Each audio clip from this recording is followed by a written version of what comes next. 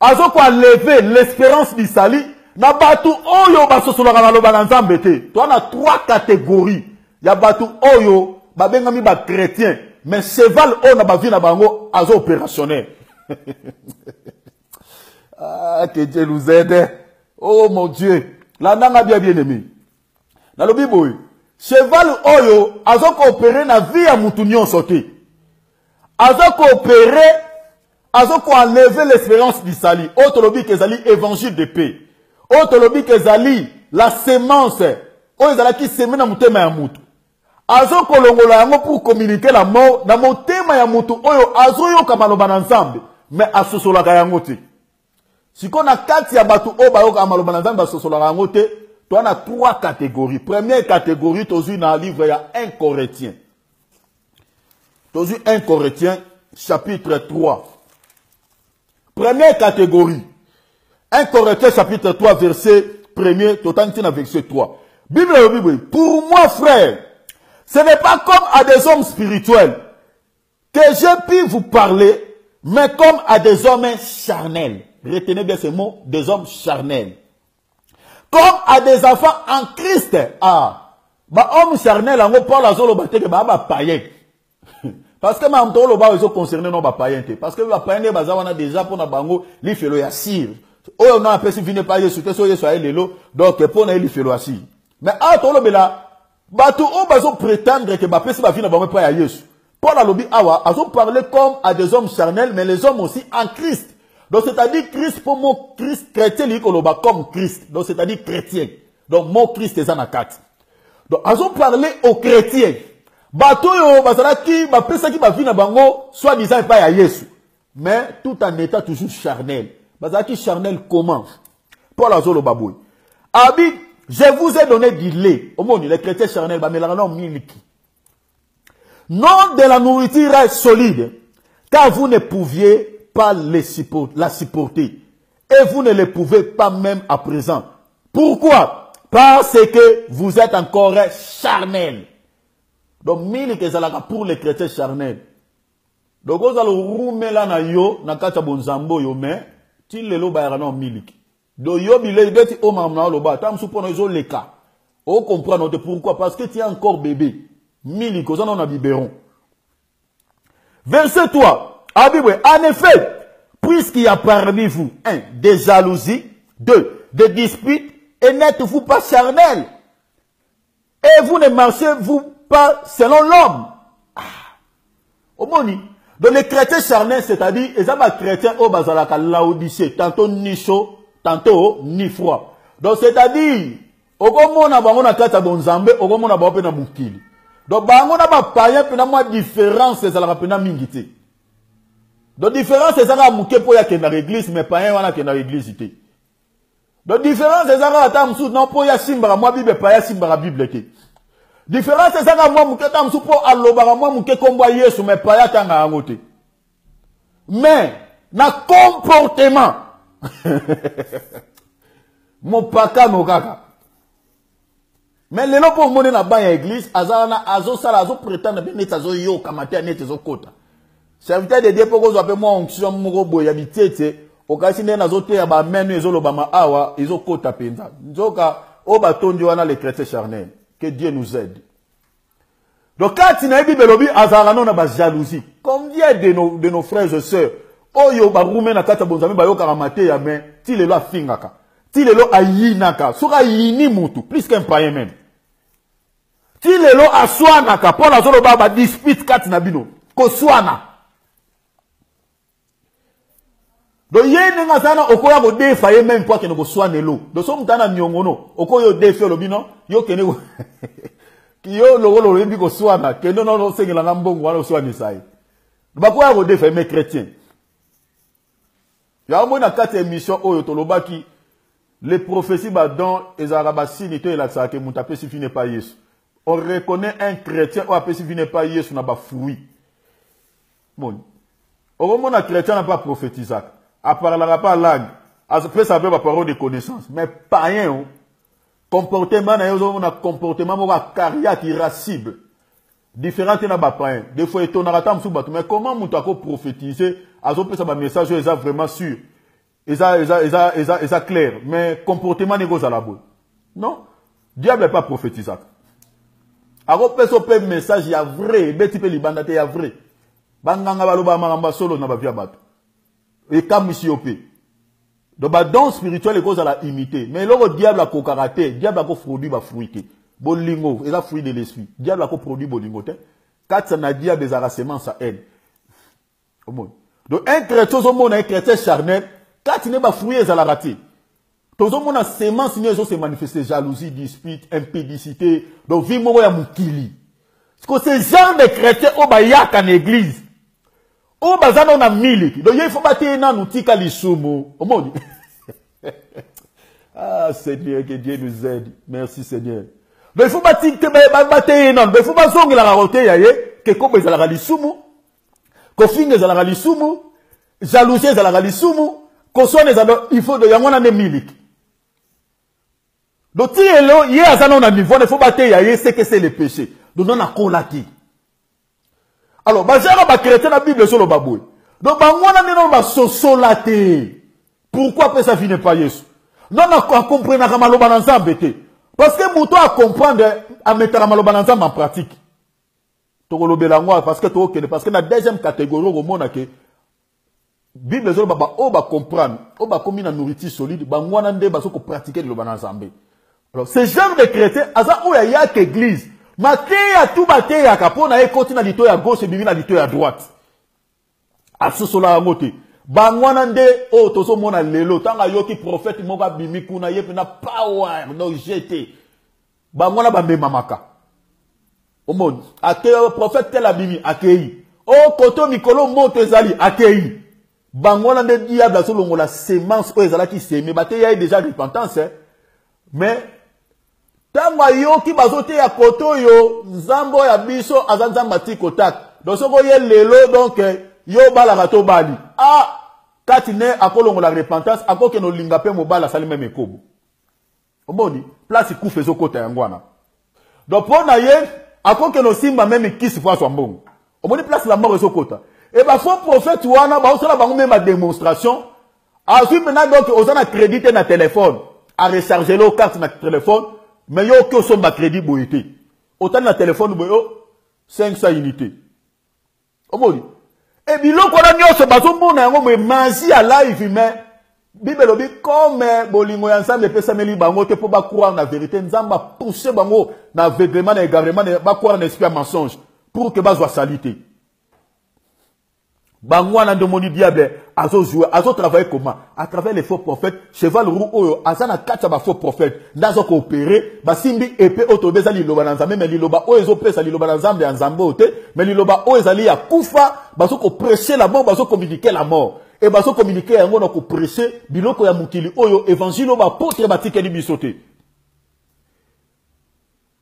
Et deuxième catégorie tozo yango na livre ya Hébreu. Et d'aller genre ba chrétien nini. Awa tolo bela ba chrétien oyo bazana salité. Oyo cheval rouge. Kat na bango aza coopérer, azolongola espérance à sali et à côté si kufa na ba vie ba chrétien wana. Pour na bango sali ezaki. Tozu deuxième catégorie. To tangango na version Semer.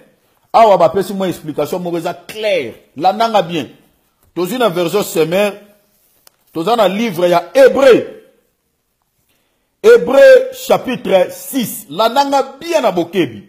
Hébreu plutôt chapitre 5 à partir du verset 11. Yo quel est le Bible lobby. C'est un sujet sur lequel nous avons bien des choses à dire. Et qui sont difficiles. Au moment où on va Paul, balobi Paul aloba biloko mingi difficile. Et ça va difficile pour le bébé. Landa ande tosokeni. Alors, on a répété le verset. C'est un sujet sur lequel nous avons bien des choses à dire et qui sont difficiles à expliquer. Car vous êtes devenus là à comprendre. Donc, Paul a parlé aux Hébreux. Mais il y a des choses difficiles à expliquer. Mais pourquoi? Parce que vous êtes là à comprendre. On a continué vers ça, on a fait cette explication. Verset 12. En effet, Après tous ces temps, vous deviez être, après tous ces temps, parce qu'il y a un virgule, vous deviez être des maîtres dans les choses de Dieu. Paul a s'étonner. Après tous ces temps, Oyo, Bino, Bokuka, Kokoma déjà ma maître. Bokuka déjà Kokoma Balakisi na Makamanzambe Oyo. Mais Paul a dit, oh, vous avez de nouveaux besoins qu'on vous enseigne les rudiments de la parole de Dieu. Qu'on a incorrecté les rudiments, on a des miliques. Les rudiments, c'est-à-dire des éléments, donc des choses élémentaires. C'est-à-dire, non, les péchés, c'est ça les rudiments. Vous êtes devenus au point, vous êtes, Paul a dit, vous en êtes venus au point d'avoir besoin non de nourriture solide, mais de lait. Omoni, milik. Donc, batango ba roumela na bango na makamanzambe. Awa to na deuxième catégorie ba chrétien. Donc, monta roumela na quatre évangile, a roumela na bozambe. Yana ba chrétien mususu, yango to lo ba bisimbi. Akola raté mutu ga munene. Mutu tala gaillard. Mais quand il est croissance exacte. Abeta 10 ans na bonzambe. 15 ans na bonzambe, 20 ans. Akoka comme même prédicateur déjà. Abandoko la enseigner bato ba oya sima maloba na nzambe. Mais ti lelo ye azana na vie ya ekobo, azana na ba vie ya mokili, do ye ti lelo différence na ba païens za la raté, il y a pas changement, aucun changement. Bat monde Paul aso setona, aso kamwa. Habitant oyo bino bo sali na makambo na nzambe bokoko koma dia ba maître. Ta oyo bino bo rumeli na makambo oyo bokoko koma dia ba lakisi. Mais bozana on a miliki. Les autres na bino baté abino non les rudiments de la parole de Dieu. Baté on a nous kosoa des alagalisou. Baté on a nous kofinge des alagalisou. Baté on a nous jalouser des alagalisou. Vous êtes encore dans les rudiments dans la nourriture où ils allaient babeni miliki.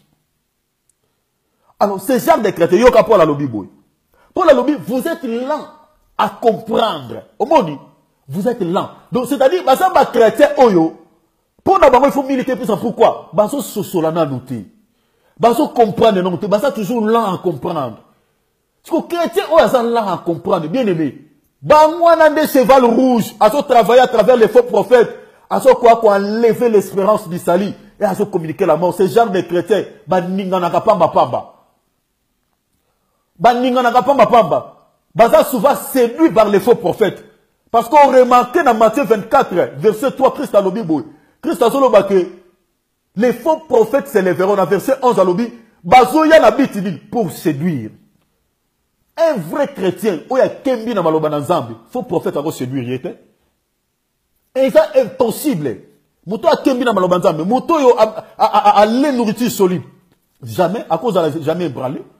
Detinga boy, faux prophète a tchanga mopanga na ye. Après ça, semence oya koufa ya mabe. Que n'ana peur de sali. Et ça, impossible. Impossible.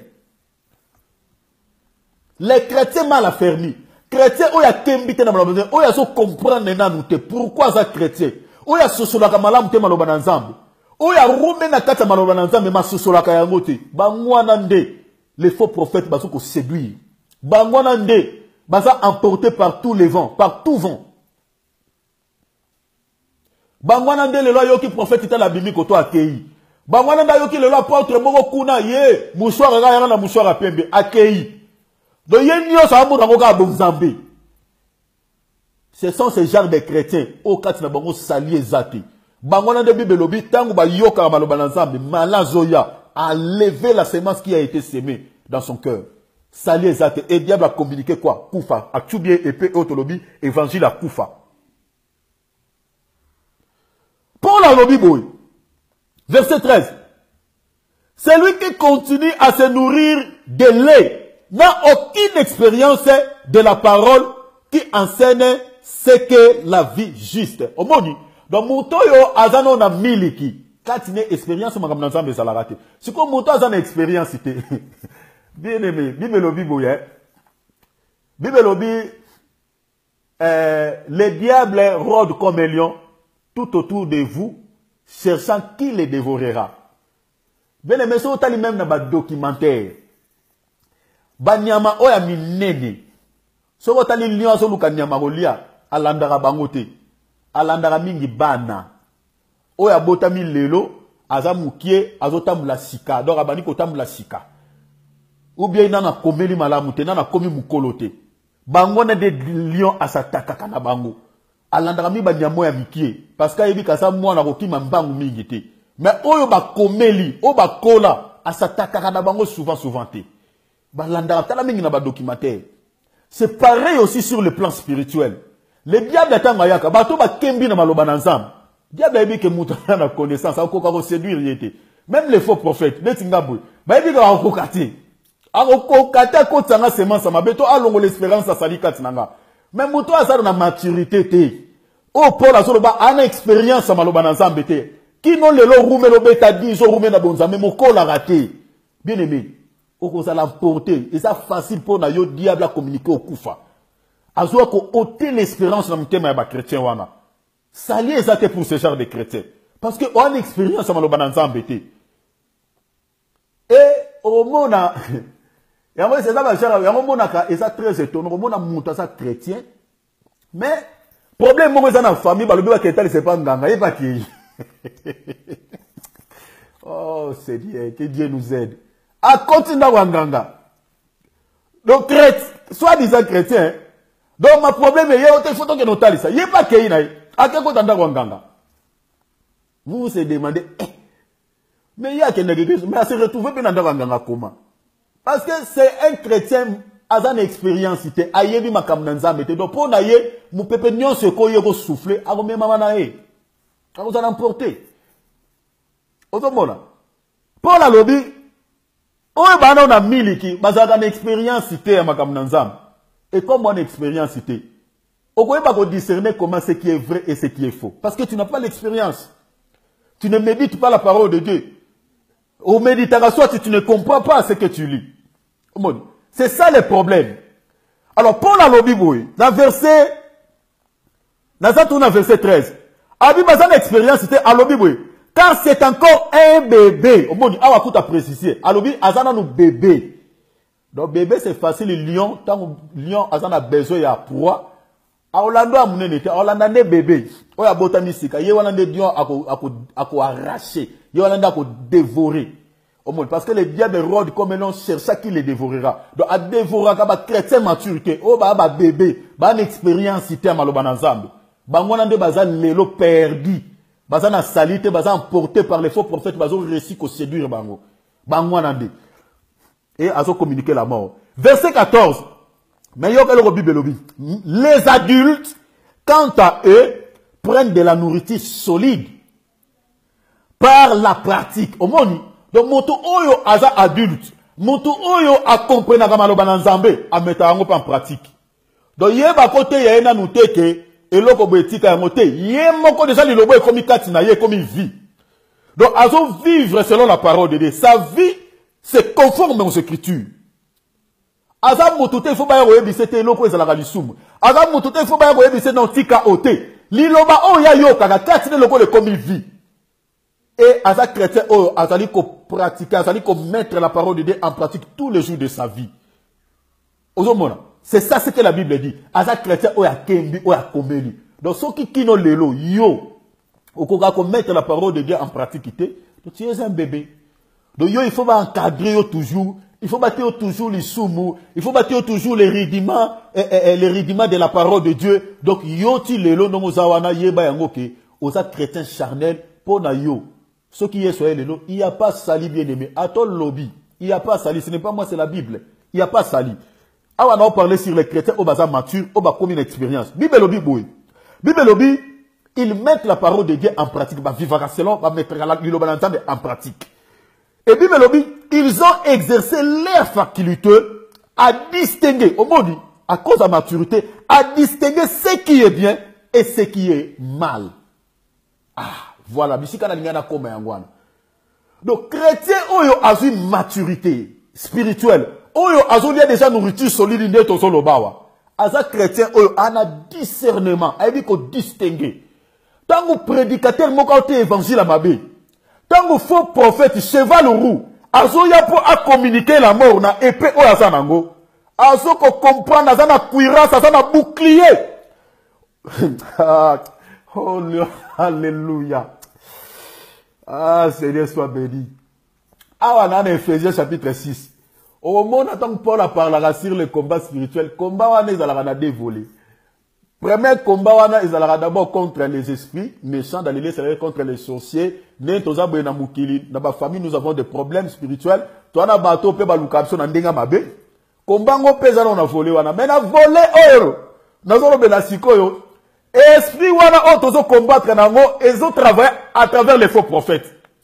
Parce que dans le cheval rouge, azo ko travailler lelo sous forme mystère.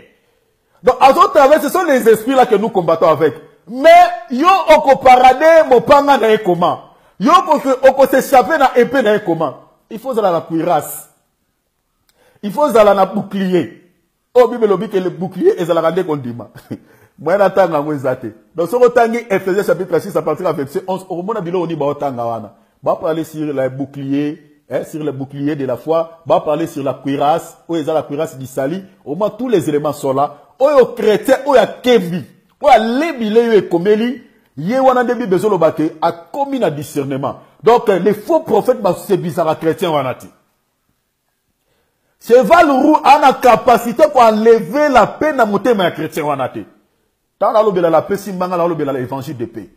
Donc, on a les coquilletés, il y a quoi lever la sémence qui est la parole de Dieu. On a semé dans le chrétien. Parce que un chrétien, il a une maturité, il a comméli, il a kembi. Donc, il y a discerner ce qui est bien et ce qui est mal. Donc, quand un prophète ou un pasteur, il a comprendre que enseignement, c'est un enseignement Christ. Vraiment, ça sur les doctrines des apôtres. Mais c'est un faux prophète. Il a aidé pour égarer le peuple de Dieu. Mais si vous êtes chrétiens, qui n'ont le lot, yon prédicateur tout le monde a prédicateur en Zambé. Hey, yeba yango ke yoza bébé, yon a nos komelate. Oyeba ko discerner les faux serviteurs de Dieu, na les vrais serviteurs de Dieu. Donc qui n'ont le lot, yon non ozawana, na nos komelate. Donc yon il faut nous vraiment miliki. Parce que tant otoza, et à tant oyo, Bible besoin parler que les faux prophètes se lèveront. Et ça tant oyo ba faux prophètes va se réveiller. Et bazo ko travailler ma casse pour na ko égarer ma kebele. Alors tant union so yozo yo kamatea. Donc union so yo monaga ba sal na Nzambe. Donc yo yeba yango ke sali ezate. Parce que mon toi kembi na maloba na Nzambe. Ayeba ko discerner, ko distinguer vrai évangile na faux évangile. Nde pour la oloba a chrétien ko aza mature. Alors sans plus tarder, maintenant que musika mingi ezate pour Nathan, na zui troisième catégorie, il y a ba chrétien oyo Bible zoloba ke Katinaye, babi baza ba chrétien mal affermi. Et la troisième catégorie, on a épinglé, dans un livre, il y a 2 Pierre, chapitre 3, 2 Pierre, chapitre 3, verset 16 jusqu'au verset 18. Yo kana suka awa. Bible Bible. Il a fait comme dans toutes les lettres. Il voilà c'est Paul. Il a fait comme dans toutes ces lettres où il aborde ces sujets. Yoka. Certes, il s'y trouve des passages difficiles à comprendre. Ba tout temps batanga que écriture oyo mingi bakanisa que tant balo ba que Paul alobi makambo o eza difficile à comprendre, eza difficile à comprendre pour tout le monde. So da prédicateur o comprendra ba écriture à Paul lutter. Donc o prédicateur faut zonga na ban. Il faut vendre d'abord enseigner la parole de Dieu. Parce que bah te belé bah qui m'a dans l'écriture au point que non, mon Paul a l'obama gamjou c'est difficile à comprendre. Les gens bateau baza mal affermi bah comprendre et va retour de sens santé. Les mal affermi ah ouais l'obé la bah bébé. Parce que tu comprends que moto o yazo sur la norme l'obana nzambe te. O yazo mona toujours l'obana nzambe c'est difficile pour na na comprendre. Donc moto na Bible lobi que ah bébé. Ah bébé, parce que yende muto a comprendre na nous c'est que c'est maloba na Nzambe. Donc yende beaucoup plus ça écriture ya Genèse. Botangi que tarde tant Bible lobi que tant Nzambe Bible lobi Dieu créa premièrement le ciel et la terre et Bible zo lobi la que pour les ala qui la mukili et Bible zo lobi que ezala ki mokola liboso, Bible zo parler deuxième jour. Ce qu'on se expliquer makambo na selon la prophétie et lobi la rani. Soko za prédicateur, okoka ko expliquer makamana, toza chrétien ou même na makamana nzambe. Okoka ko expliquer écriture la Genèse té. O expliquer kango selon la lettre. Wa bébé. Wa bébé. Wa na milk. Et puis pour na yo sali ezati. Parce que ba bébé ba okota lola té. Parce que ça non charnel. Paul Moutalobi ngati. Bébé ça non charnel. Parce que Bible lo ba na Galates 5:19. Bible lobi ba tunyo so kati na ba na jalousie. Bazana ba dispute. Bible lobi ba okota lola té. Ngati mna lobi Galates 5:19. Les chrétiens charnels Bible lobi kati na bango bazana jalousie ba dispute. Donc pour na bango sali ezati. Yango moni rôle ya cheval roux, azo ko agir à travers les faux prophètes, azo récupérer tous ces gens-là. On va se souvenir maloba na nzambe te. Alongo l'espérance à sali, à communiquer la mort. Après si bango faux message, au tozo be la loi évangile les ko égaré batou et so mema batou na perdition. Alors batou belé baloba ke pas la lobby les choses difficiles, au monde ils ont senga il faut beaucoup de discernement, mais ils ont senga te. Les choses difficiles là ils allaient pour les bébés. Mais pour na bateau ba na maturité spirituelle, mikanda ya Paul pour na bango ça la difficulté. Tozo tanga yoka loko Pierre azoloba. Paul a le Bible 7.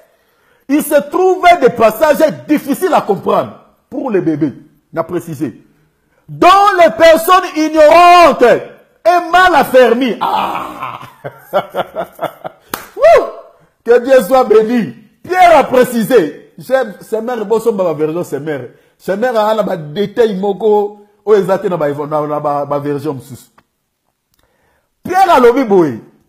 Les personnes ignorantes et mal affermies. Au monde, donc, bateau va comprendre la lettre à Paul. Donc, ils ont des personnes ignorantes, mal affermies. Donc, bateau, non, nous, bakembité, non, non, ça, non, affermité. Il y a un moni, comme sous Christ, avec sa pierre. Avec sa pierre, ami, lorsque tu seras converti, affermis tes frères. Donc, Pierre a dit nous païens parce que quand il est mort conversion, il a quitté. Donc, il a dit non mal affermi. Et moutako m'a affermi quand? Tant à comprendre. Au monde, moutana tant à comprendre maloban ensemble. Il y a un comme affermi. Mais tant que on comprend non maloban ensemble, tu es mal affermi. Oh, l'ignorance, que les personnes ignorantes, comprendre la parole de Dieu. Tu comprendre que Batouana pour na bango sali ça te Bible le Bible. Le peuple périt par faute quoi? Par faute de connaissance. Donc, ignorance, ezali koufa. Donc, moto o yaza ignorant na maloba na nzambe, katine bomo ezate. Les personnes ignorantes et mal affermies. La Bible dit quoi? Déforment les sens et comme elles le font aussi pour les propres ruines. Au monde, baso déformer sans ses critiques, comme beaucoup de prédicateurs tout ça na bangwa. Baso sola maloba do bateya kabi teya. Teya. Mais Bible lobani, makam tout ba ote ya wana par ignorance, comme baza affermi te nzamba enseigner bango malobane te pour ba témoigner. Alors Bible lobi ke bazo témoigner, bazo tordre de sens écrit pour leur propre ruine. Yango Bible zolo babwe, ba faux prophète, selon Philippiens chapitre 3 verset 18 à 19. Bible lobi ke ndenge bazo ko égarer ba tebele, bango moko ba kokota lola te et ba to pe bazo te ba kokota te. Il y a un Pierre à l'objet qui est déformé sans sa écriture. Il y a une lettre à Paul. Et ça pour leur propre ruine. Yoka, verset 17. Pierre à l'objet. Mais quant à vous, donc Misso, quant à vous, mes chers amis, oh merci mon ami, vous, voilà prévenus. Prenez garde de ne pas vous laisser entraîner par l'égarement de ces hommes vivants sans respect pour Dieu et de perdre ainsi la position solide.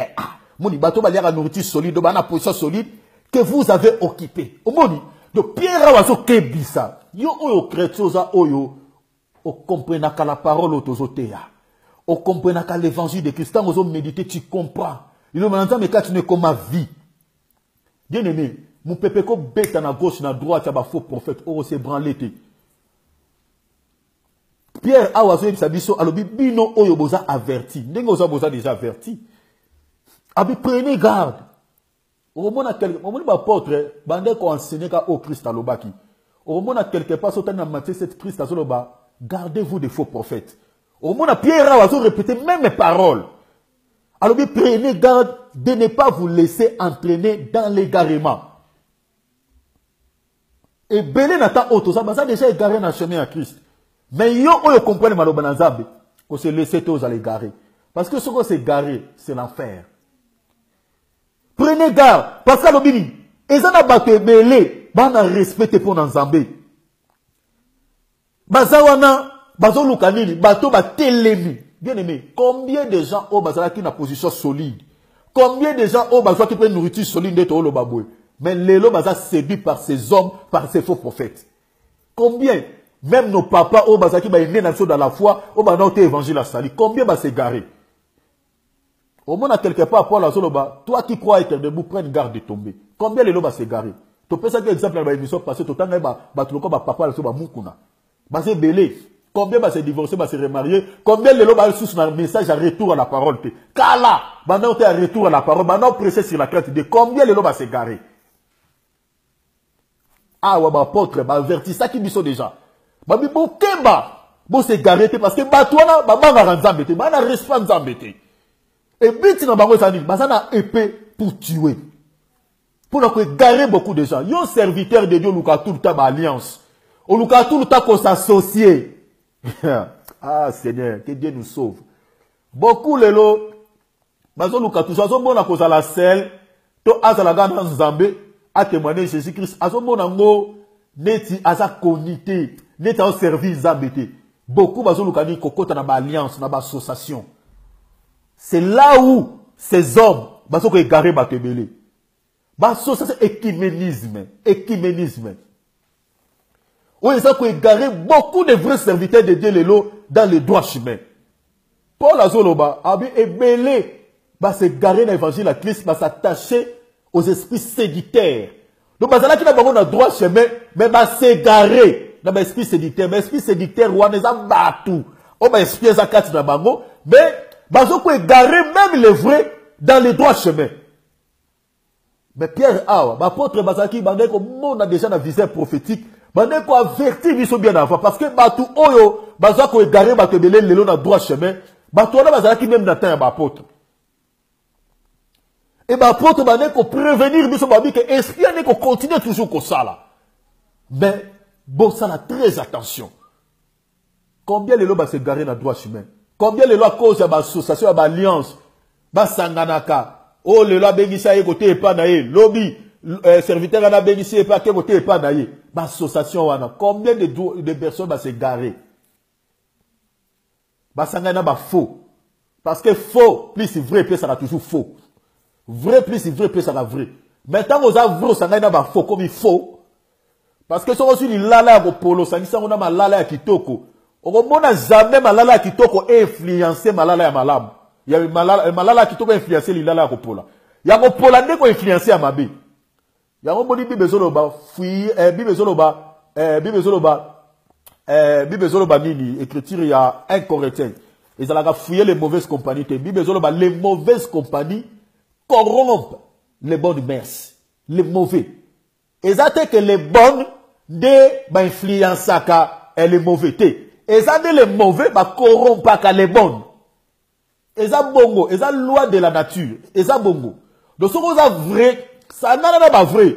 Ce qu'on a vrai, ça n'a pas faux, on faux. C'est ça ce que la Bible dit. Combien de serviteurs de Dieu les à cause de ça n'a pas faux, bah comment les ba faux. Bah tiens la évangile la salité. Et belé, bah faux bah vivre dans la impudicité. Aujourd'hui on va ba Israël Condé. Bah cobiste, bah vivre dans kobo bah serviteur de Dieu wana. Dans le bon na yebi. Dans ce qu'on mentir, dans le bon na yebi. Basé belé on a déni les signaux soana. Basé on a impudicité, donc basé on a vivre ya salité. Ko yo soto ça vrai au sangani na bango. Bien aimé, on vivre même vivre bango ba vivre là. Parce que bana ba écriture ba repesa yo, o ezana mvutuma bazana yango ba ko égarer yo. Yo kasi combien de pourquoi beaucoup de serviteurs de débat beaucoup na ba divorcer pourquoi? Ba Jean Bosco qui non ba divorcer pourquoi? Combien de serviteurs de débat ba divorcer? Et où tu la nini? Attachement, quand on s'en a faux, bah qu'on influence na chemin na bango. Basé belé auto yebi mususu na kotanga combat. Basé belé, on va vivre la vie à banga nzambete. Beaucoup de serviteurs. Et bah te ya message il soit salité. Bah côté ya te que divorce ya lisum. Joa le rôle à muku na est-ce qu'on kasa ko ba divorce ya lisum. Na église na te ya ma te ya muti. non plus Jean Bosco qui non ba côté yango te parce que bango moko ba tomber na piège wana. C'est comme ça que diable a sali kolongo l'espérance a sali na vie ya ba chrétien belé même na ba serviteur de Dieu.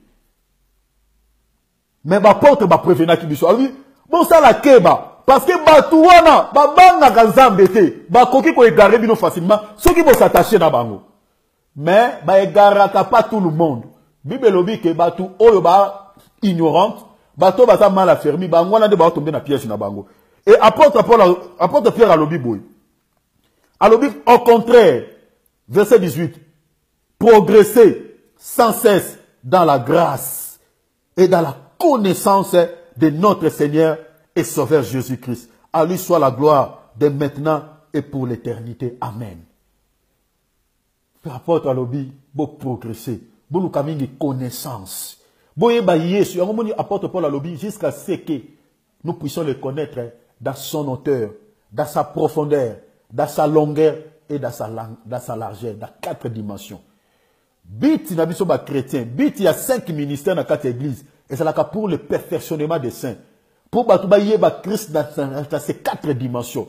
Battre Christ dans profondeur, battre connaissance à bon Zambé. Batouba ba Nzambe na bozindo. Batouba koma affermi, bakoma makasi. Tango mi pepezo ya ba faux prophète ba so souffler ba vanda bango. Ba so souffler esprit ya séduction. Ba chrétien o ba so connaissance ya bon Nzambe. O ba yebi Christ dans son hauteur, dans sa profondeur, dans sa largeur, dans sa longueur. Ba chrétien na bazalaka jamais ébranlé. Ba se garaka jamais.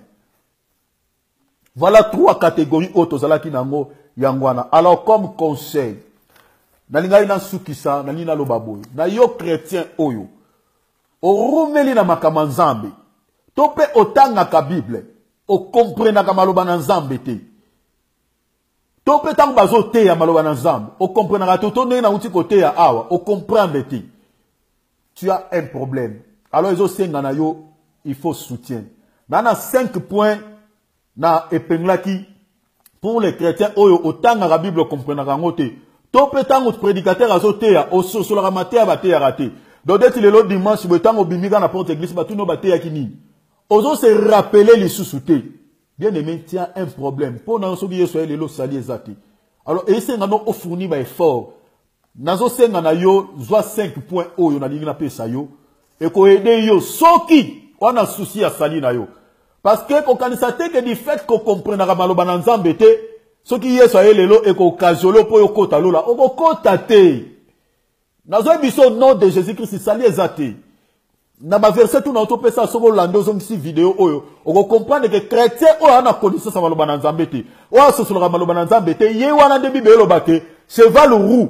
Tanga zoya o azo ko agir par les faux prophètes, ye wana de Bible lobike azoya na épée, abi azo ko lever la paix pour que ces gens-là se gorgent. Donc azo ko communiquer bango la mort. Donc, chrétien, on a compris que le Nzambe était en salité.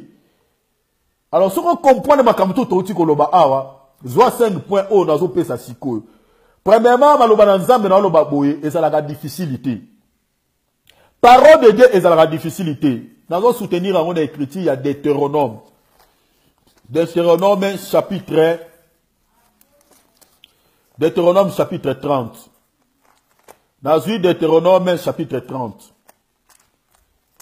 Nazo suka awa, nazo pese loko oyo, na yo chrétien oyo, olandi ngai, et que o comprendre que aux décision, ya ko luka ko soit connaissance à parole de Dieu, aux décision ko luka ko susula maloba na Nzambe, zo ba élément on a pese 5 points, o koko aider yo, tango tanga Bible, o comprendre to pe tango prédicateur azotea, o comprendre. Bible zo ba maloba na Nzambe za la difficulté. Ah na lo ba na bato ba lo ba ke oh non, et dans la Bible, c'est la difficulté. Bible, on appelle cette écriture, on soutenu l'Ikambo dans l'écriture. Dans une Deutéronome chapitre 30, verset 11, Bible le Bible. Ce commandement que je te prescris aujourd'hui n'est certainement point au-dessus de tes forces. Donc, Nzambe, où est le commandement de Dieu, et ça n'a jamais au-dessus à Makasi Nabiso. C'est la parole de Dieu. Et ça n'a jamais au-dessus. Bible lobby est hors point au-dessus de tes forces. La Bible dit, et hors de ta portée. Donc, et la kalibanda te, ya mayele na biso bato, ya ma capacité na biso bato. Maloba na nzambe na pese écriture pour nous soutenir que la parole de Dieu est jamais difficile. Tant que Pierre a l'obara que c'est difficile, tout est difficile, et ça sera difficile pour les personnes ignorantes, les personnes mal affermies, batoyo, ou ba comprena kati. Mais selon Dieu, selon l'écriture de Deutéronome 31, maloba na nzambe ça jamais au-dessus de nos forces ou au-dessus de ma capacité de topé, et ça m'a cassé pour tout ça m'a jamais. Alors, comment on peut comprendre maloba na nzambe? On appelle ici 5 conseils pour Moutou, ou comprendre la Bible. D'abord, il faut à la humble. Il faut à la humble, ce qu'on ou apprendre la parole de Dieu. Bible Zolobake, Dieu résiste aux orgueilleux. Jacques chapitre 4, verset 6. 1 Thessaloniciens chapitre 2, verset 13. Bah, écriture à nos côtés, Dieu résiste aux orgueilleux. Soroza lo lendo. Olinga ko apprendre te maloba na nzambe pa ya muto ayebi. Topé oza orgueilleux. Yeba ngo mukolo moko te nzamba opeso molimo na ye po yo sosola maloba na ye. Nzamba sala la grâce na bato ba humble. Wali a premier critère. So olingi o comprendre la Bible ou bien sosola maloba na nzambe. Deuxième critère. La Bible prier pour obtenir la sagesse. Ne t'appuie pas sur ton intelligence. Il faut bon de la nzambe. Apé sa yo sagesse. Selon écriture, il y a Proverbe chapitre 3 verset 5 et Jacques chapitre 1 verset 5. Bah écriture en attendant yango. Bon de l'ensemble apé sa yo sagesse, o se soit malobanaye. Ko sa prier parce que tanga classe, parce que ça sage le bara bien, au pire ba ba conseil na yo ba resisara nango et aux autres soit sagesse na yo to intelligence no iben, aux autres ko expliquer la parole de Dieu par rapport ya ba compréhension na yo, là on se solater on communiquer la mort. Bible lobi que liloba oya nzambe ba ko pesa ngo na muto atanga. Babi tanga le fungula makabo ba combien. Bible lobi que a okokate. Ba ko pesa ngo pe na muto abi ko tanga te ba pesi ya fungula maloba oya nzambe a comprendre ngo te. Donc esengeli nzambe ye moko. Ndenga se révéla ki na Daniel pour comprendre makamba komaki. Esengi ka ye moko apesa yo sagesse na ye pour yo comprendre la Bible, o comprendre tant ba serviteur ba teyaka, o comprendre maloba na nzambe. Alors il faut c'est la sagesse qu'on s'appuie sur l'intelligence na yo. So otali ba Pierre bazala ki les hommes sans instruction. Donc Bible dit que bazali bato batanga te. Mais tala biloko ba Pierre baloba. Pierre a expliqué ba nzembo même David aloba, Pierre a bimisa Christ na kata ba nzembo David. Mais muto atanga classe. So mona ke wane za ki ma yela bomotote et comme même yele mususu. Donc so livo sur la maloba na nzambe, ne t'appuie pas sur ta sagesse, mais s'appuyer plutôt sur la sagesse de Dieu. Bon de l'ensemble, appelle ça, prie Dieu afin d'obtenir la sagesse de Dieu. Voilà qui deuxième élément. Troisième élément, soyez constant. Et là, va chrétien belé ba ninganaka. À côté de la Bible, le lobi a tangité. Le lo tangi, lobi a tangité. Lobi kuna tangi, lobi a tangité. Ba chrétien nous sous Bible, c'est comme ma poussière. Donc, à propos la ngoka chaque dimanche. Yambang ba pas pour yango. Ba chrétien sous ba Bible na ba feuille. Et ça collé, ça toujours ya sika. Talanga ba Bible na soko tali, o mona toujours et ça toujours na ba place, o mona ba place vert. O mona. Donc soko tali ba Bible na et toujours na ba place. Donc o mona ngo ezata mususu moi salité pourquoi na tanga ka souvent. Donc chrétien tanga la Bible rare occasionnellement. Alors chrétien n'engona oko comprendre comment maloba na nzambe. O so solango comment. Il faut ça la constant. Prenez le temps d'étudier la Bible. Dispose-toi, non se dispose à prendre ma kamususu. Bible lobby que ce livre de la loi ne s'éloigne point de ta bouche, médite les jours et nuits. Josué chapitre 1 verset 8. Et Isaïe chapitre 34 verset 16. Bible lobby, lisez la Bible. Ni l'un ni l'autre manqueront. Nyon soto lukakana kata parole de Dieu. Ba passage à nous appelle sitanga. Donc Bible zo senga na bisoto méditer nuit et jour la parole de Dieu. Donc il faut dans la constant, il faut prendre le temps. Sauf que ligi, on a un souci à sali. Parce que Bible zo que vous sondez les Écritures parce que vous pensez de trouver en elle la vie éternelle. Ozomona. Donc autant la Bible parce que notre salut éternel, et ça dépend de maloba auto tangaka. Alors si vous méditez kate au comprendre maloba nza mete il y a pas sali. Voilà ça qui troisième élément. Donc soyez constant. Étudiez la Bible régulièrement. Donc, on appelle ici Josué 1:8, Ésaïe 34:16. Quatrième point, plutôt, cinquième point, au présent dernier point, faites-vous aider par quelqu'un. Ce qui autant que la Bible, au sosola kayangote, luka moto oya yebi asunga yo. Ozomona, soit otange loko moko, o comprendre ngote, benga ndeko moko oya yebo ebi ke deti biso to a dispo, oko belanga soit na message, soko za na mboka o ngala zali, oko luka nga to kutani, na ko expliquer o maloba na nzambe. Donc, faites-vous aider par quelqu'un. Luka moto a aidé yo. D'après cette écriture, il y a Actes chapitre 8, verset 30, chapitre 8, verset 30 à 31. Et ni que Éthiopien, Bible lobi que, abandonne autant à livre Esaïe. Ben, en sosolangote. Philippe Aye. À tout dans lobby, est-ce que comprends tu ce que tu es en train de lire? Alors, d'accord, comprends dans mon début, ce qui m'a laki singate.